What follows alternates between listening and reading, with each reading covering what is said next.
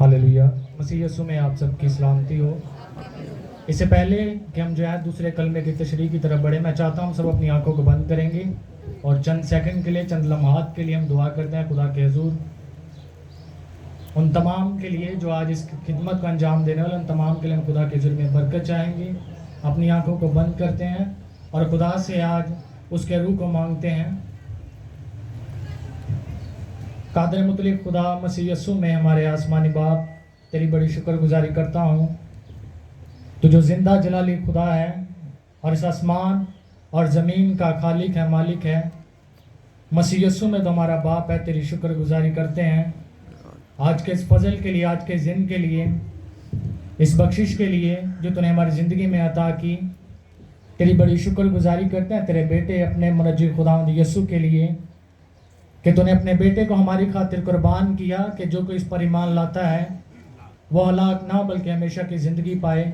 और ख़ास दुआ करते हैं तेरी हजूरी में कि अभी हम तेरे कलाम को पढ़ने वाले हैं, सुनने वाले, सीखने वाले हैं। तो अपने रूह के ज़रिए से हमारी रहनुमाई करना, हमारी मुहाफ़ज़त कर, क्योंकि तू हमारा अच्छा उस्ताद है और हमें अच्छा सिखाने वाला है।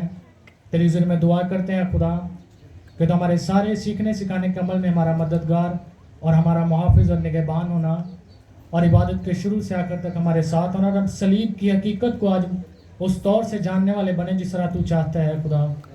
तो मेरी दुआ इल्तिजा फरियाद को सुनना, क्योंकि सब मांगता हूँ तुझसे तेरे प्यारे अपने मुनज्जिर खुदावंद यीशु मसीह के नाम के वसीले से, आमीन। जैसा कि आप सबको पता है कि आज हम मसीह के दुखों के बारे में सीख रहे हैं और आप में से बहुत सारे लोग ऐसे हैं जो व्हाट्सएप यूज़ करते हैं। कितने लोग व्हाट्सएप को यूज़ करते हैं? अक्सरियत में जो तादाद है वो व्हाट्सएप को यूज़ करती है। तो उसमें एक ऐसा फंक्शन है कि अगर आपको किसी ने कोई मैसेज किया है तो आपको वो मैसेज उसका अच्छा लगा है तो आप उसके इजहार में उसमें जो दिल का निशान है उसको वो भेजते हैं। लेकिन वो जो मोहब्बत का इजहार है वो किसी एक शख्स के लिए, दो के लिए या दो से ज़्यादा के लिए, लेकिन तमाम के लिए नहीं है। किस लिहाज से? क्योंकि कईयों को तो हम जानते ही नहीं हैं। लेकिन ये जो सलीब का निशान या सलीब पर ये निशान था, ये पूरी दुनिया के लिए था और ख़ासकर हम गुनहगारों के लिए निशान था। और मैं चाहता हूँ कि हम खुदा की इस बख्शिश के लिए आज सब मिलकर ज़ोरदार तालियां बजाते हैं, आमीन। जैसा कि बहन ने आप सबके सामने तलावत की तो उन्होंने जो है 43वीं आयत को पढ़ा, लेकिन इसको जो है हमें मज़ीद जानने के लिए लूका 23 बाब और उसकी 39वीं आयत से पढ़ना पड़ेगा, जिसमें कुछ इस तरह लिखा है। फिर जो बदकार सलीब पर लटकाए गए थे उनमें से एक उसे यूं ताना देने लगा कि क्या तू मसीह नहीं, तू अपने आप को और हमको बचा। मगर दूसरे ने उसे झिड़क कर जवाब दिया कि तू खुदा से भी नहीं डरता, हालांकि इसी सज़ा में गिरफ्तार है और हमारी सज़ा तो वाजिबी है क्योंकि अपने कामों का बदला पा रहे हैं, लेकिन इसने कोई बेजा काम नहीं किया। फिर उसने कहा, ऐ यीशु, जब तो अपनी बादशाही में आए तो मुझे याद करना। उसने उससे कहा, मैं तुझसे सच कहता हूँ कि आज ही तू मेरे साथ फिरदौस में होगा, आमीन। खुदावंद यीशु मसीह ने जो पहला कलमा या जो पहली दफ़ा अल्फाज सलीब पर कहे, उसमें जो है खुदावंद यीशु मसीह अपने मुखालिफों, अपने कातलों या उस वक्त की जो रूमी सल्तनत थी, 35 पिलातूस था, सरदार काहिन थे, या वो तमाम लोग जो खुदावंद यीशु मसीह को सलीब देना चाहते थे, उसमें जो है खुदावंद यीशु मसीह ने उन तमाम को माफ़ करने की खुदा से दुआ की। और हकीकत में यही जो दुआ थी ये उस डाकू की बख्शिश का वसीला बनी। और वो जो दोनों डाकू थे वो जानते थे, खुदावंद यीशु मसीह से वाकिफ़ थे और ये बेहतर तौर पर जानते थे कि जो बराबा डाकू है उसके लिए जो है रहाई का कहा गया है और खुदावंद यीशु मसीह को सलीब देने के लिए कहा गया है।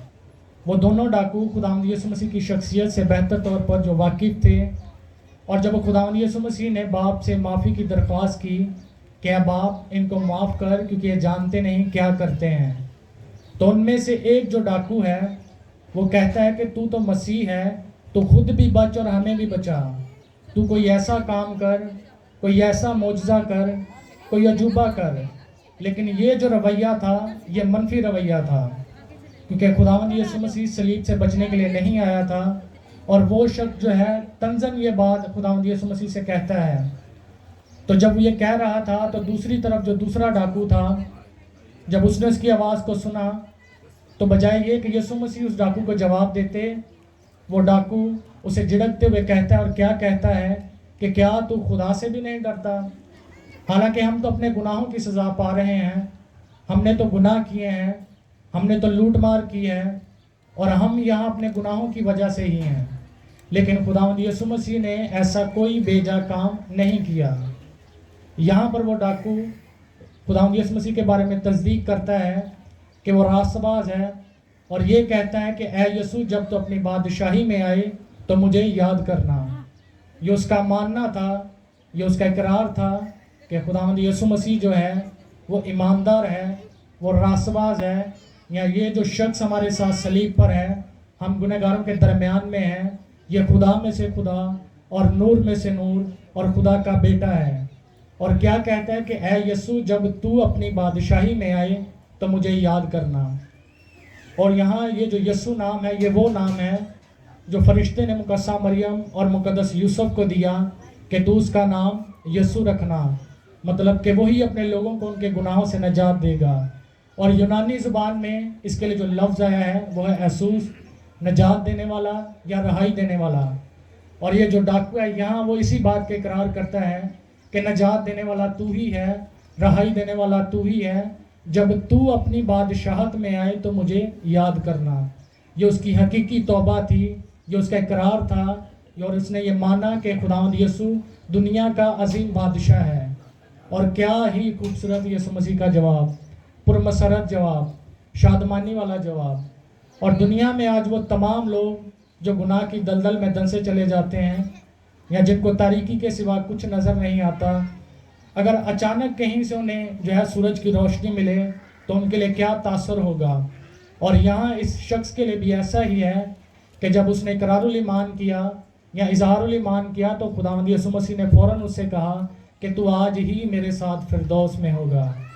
خداوند یسوع مسیح نے فوراً اس بات کی تصدیق کی اور اپنا چہرہ اس کی طرف پھیرا اور اسے یہ کہا کہ تو آج ہی میرے ساتھ فردوس میں ہوگا. دیکھیں کتنی خوبصورت بات ہے.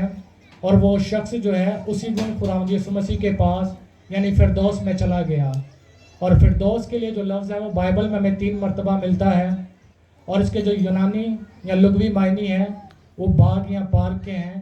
اور بائبل کے علماء اس سے مراد باغ عدن بھی لیتے ہیں.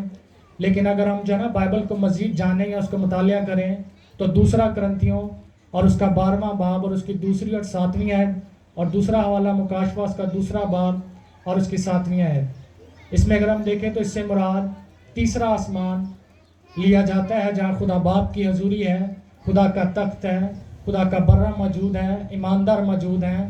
وہ شخص جو ہے فوراً اسی دن وہاں اس جگہ پر پہنچ گیا. اگر ہم اس کلمے سے اپنے لیے آج جو ہے حاصل کلمات کو دیکھیں یا حاصل کلام کو دیکھیں تو ہمیں جو ہے نا گو جو ہے یسایہ 53 باب اور اس کی 12ویں آیت میں نبوت تھی کہ وہ خطا کاروں اور گناہ گاروں کے درمیان شمار کیا گیا. لیکن ان گناہ گاروں میں سے, ان خطا کاروں میں سے ایک شخص ایسا تھا جس کی جو نظریں تھیں وہ خداوند یسوع مسیح پر تھی. اور تب کتنا شور تھا, کتنی آوازیں تھیں, کتنا بڑا مجمع تھا, لیکن ایک شخص ایسا تھا جس نے خداوند یسوع مسیح کو اپنا فوکس بنایا, یا جس نے اپنی نظریں خداوند یسوع مسیح پر جمائے رکھیں, اور جو ہے اس نے وہ جگہ حاصل کی جس کا ہم خواہش کرتے ہیں. آج ہم میں سے ہر شخص کی یہ خواہش ہے کہ ہم جو ہے نا بادشاہی میں جائیں.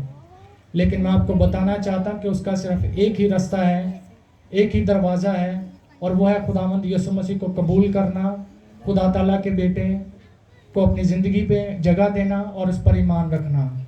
گو آج ہمارے پاس بھی بہت ساری مشکلات ہیں, پریشانیاں ہیں, دکھ ہیں, اور ہم میں سے بہت سارے موت سے بھی گو ڈرتے ہیں, اس میں کوئی شک نہیں, کیونکہ ہم انسان ہیں اور انسانی سوچ کے مطابق ہم میں سے جو کوئی شخص ہے وہ مرنا نہیں چاہتا. لیکن یہاں خداوند یسوع مسیح کے بارے میں ہے, کتنی خوبصورت بات ہے کہ وہ اس ڈاکو کو وعدہ دیتے ہیں کہ تو آج ہی میرے ساتھ فردوس میں ہوگا. اور موت کے بارے میں نے کہیں سے پڑھا, کسی خدا کے بندے نے بڑی خوبصورت بات لکھی کہ سارے موت سے ڈرتے ہیں لیکن موت خدا سے ڈرتی ہے, مسیح سے ڈرتی ہے. آمین. کہ آج ہماری زندگی میں بھی بہت ساری پریشانیاں ہیں، مشکلات ہیں، دکھ ہیں، لیکن ہمیں جو ہے ان تمام حالات کے باوجود اپنی جو نگاہیں ہیں، اپنی جو نظریں ہیں، وہ خداوند یسوع مسیح پر لگائے رکھنی ہیں، صلیب پر لگائے رکھنی ہیں. اور میری دعا ہے کہ ہم یسوع مسیح کے وسیلہ سے اس ابدی زندگی کو اور اس ابدی نجات کو حاصل کر سکیں. خدا آپ سب کو برکت دے. آمین.